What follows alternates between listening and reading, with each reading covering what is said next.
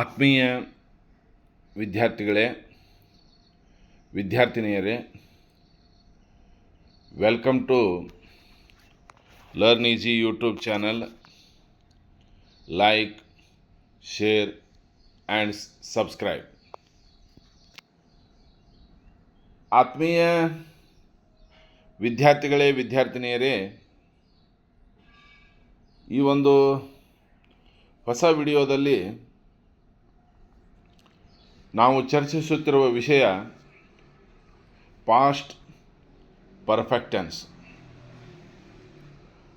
ಆಸನ್ನ ಭೂತಕಾಲ ಅಂಥೇಳಿ ನಾವು ಕರಿತೀವಿ. ಇದು ಕನ್ನಡ ಮೀನಿಂಗ್ನಲ್ಲಿ ಸಾದಾ ಭೂತಕಾಲದ ಹಾಗೇ ಇರುತ್ತೆ. ಆದರೆ ಎರಡೆರಡು ಘಟನೆಗಳು ಈಗಾಗಲೇ ಆಗಿ ಹೋಗಿದ್ರೆ ಅಲ್ಲಿ ನಾವು ಹೇಗೆ ಸಾದಾ ಭೂತಕಾಲವನ್ನು ಬಳಸಬೇಕು, ಆಸನ್ನ ಭೂತಕಾಲವನ್ನು ಹೇಗೆ ಬಳಸಬೇಕು, ಅದೆಲ್ಲ ವಿಷಯವನ್ನು ಈ ಟೆನ್ಸ್ನಲ್ಲಿ ನಾವು ಕಲಿಬೇಕಾಗುತ್ತೆ. ಹಾಗಾದರೆ ಒಂದೊಂದೇ ರೂಲ್ಸ್ಗಳನ್ನು ನೋಡೋಣ. ಪಾಸ್ಟ್ ಪರ್ಫೆಕ್ಟ್ ಟೆನ್ಸ್ನಲ್ಲಿ ವಾಕ್ಯಗಳನ್ನು ಯಾವ ರೀತಿಯಾಗಿ ರಚನೆ ಮಾಡಬೇಕು ಅನ್ನೋದ್ರ ಬಗ್ಗೆ. Rules number 1. Past perfect tense is formed by using forms of the verb to have in the simple past tense means had as a first helping verb.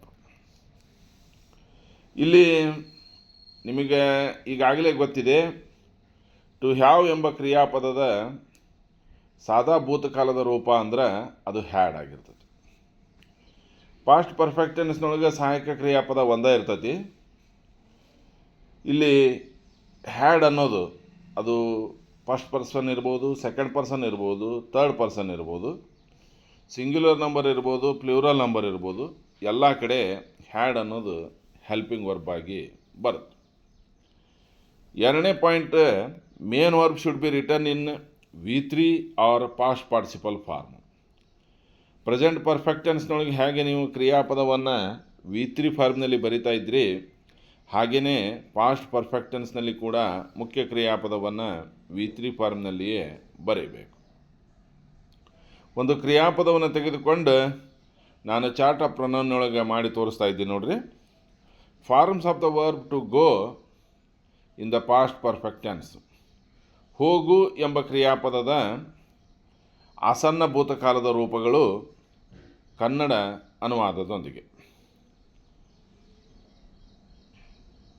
First person singular number, I had gone.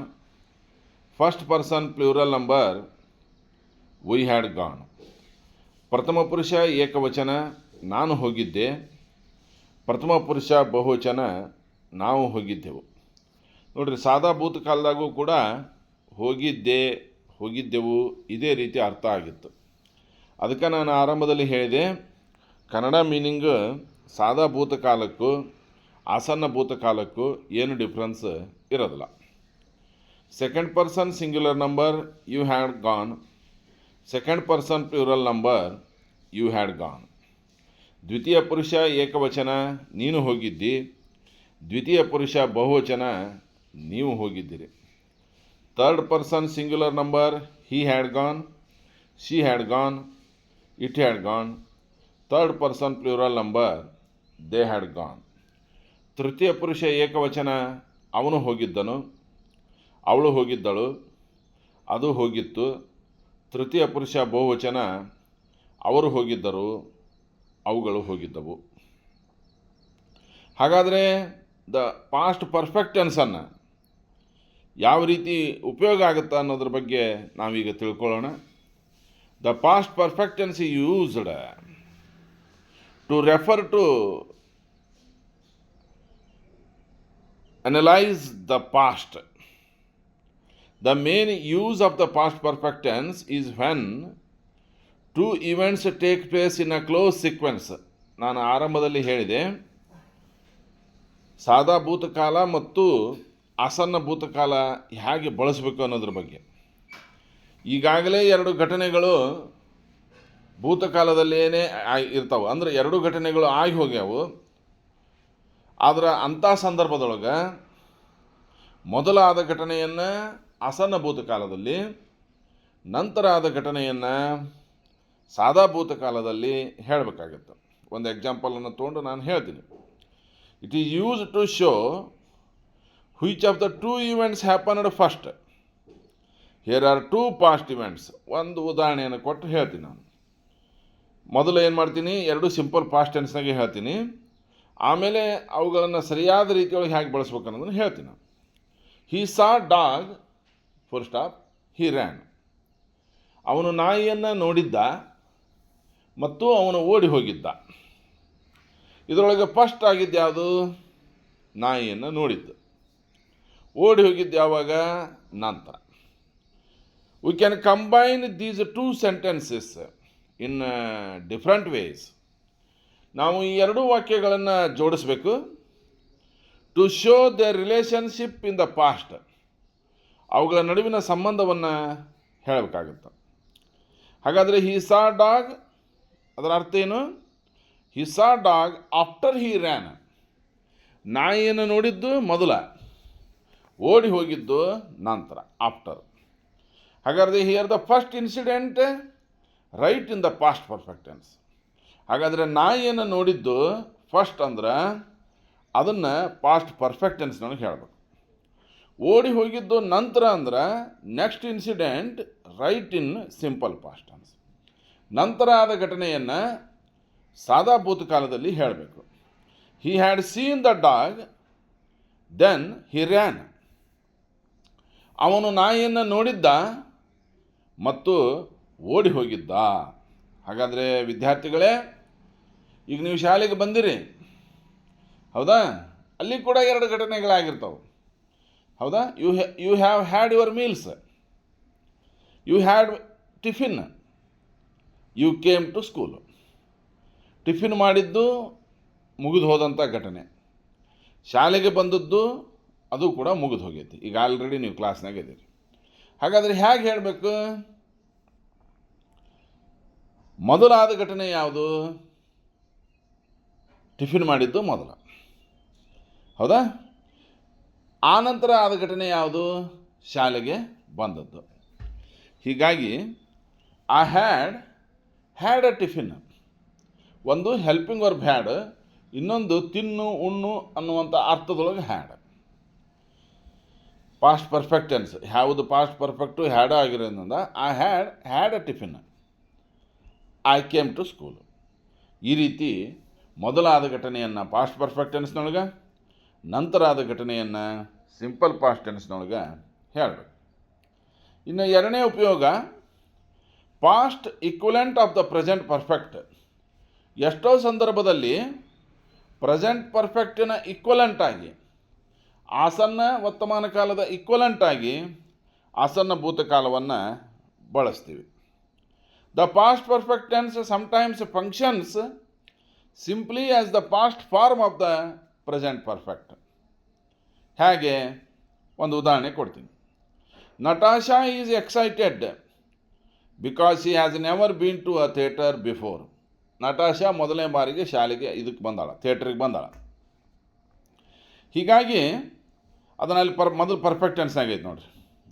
Natasha is excited, she has never been to a theatre before. She has ಅಂದ್ರೆ ಅದು present perfect ಟೆನ್ಸ್ನೊಳಗೆ ಆಯಿತು.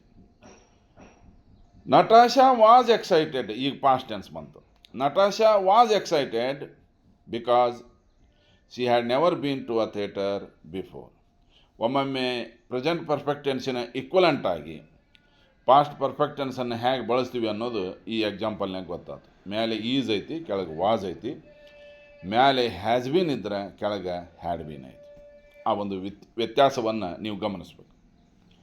ಇನ್ನು ಬಿಗೆ ಹೋಗೋದಾದ್ರೆ, the past perfect can emphasise completion when used in the following way.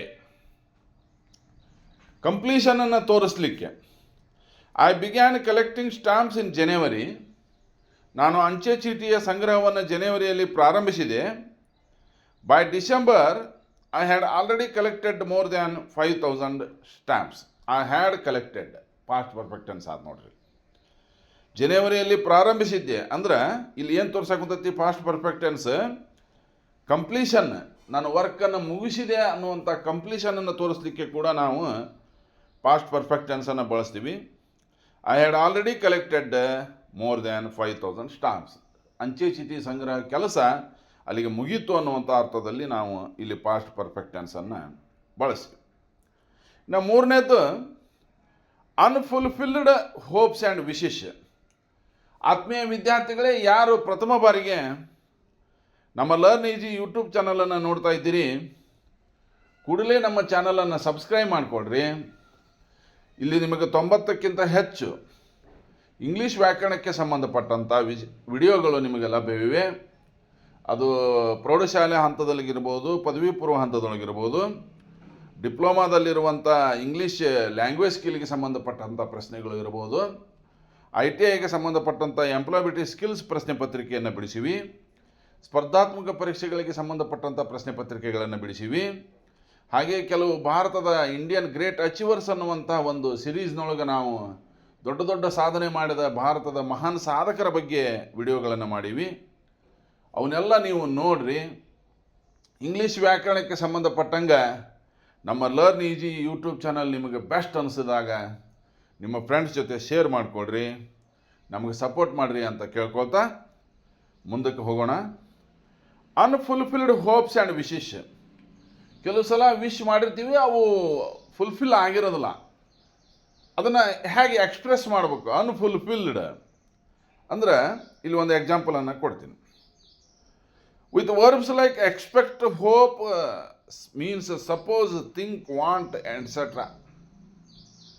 To describe things we hope, wished to do but did not, could not. ಹೇಗೆ ಒಂದು ಎಕ್ಸಾಂಪಲನ್ನು ಕೊಟ್ಟಾಗ ನಿಮ್ಗೆ ಗೊತ್ತಾಗುತ್ತೆ. I had hope to send a letter. ನಾನು ನಿನಗೆ ವಾಪಸ್ ಪತ್ರ ಬರಿಬೇಕಂತ ಎಷ್ಟು ಅಂದುಕೊಂಡಿದ್ದೆ, ಹೋಪ್ ಅಂದುಕೊಂಡಿದ್ದೆ, ಟು ಹಿಮ್. ಆದರೆ but I could not send it. ಅಂದುಕೊಂಡಿದ್ದೆ, ಆದರೆ ಕಳಿಸ್ಲಿಕ್ಕೆ ಬರೆದು, ಪತ್ರವನ್ನು ಬರೆದು ನಿನಗೆ ಪೋಸ್ಟ್ ಮಾಡಲಿಕ್ಕೆ ಆಗಲಿಲ್ಲ. I had hope to send. Hopes ಅಂದುಕೊಂಡಿರ್ತೀವಿ, ಆದರೆ ಆಗಿರೋದಿಲ್ಲ. I had hope to send a letter to him but I could not send it.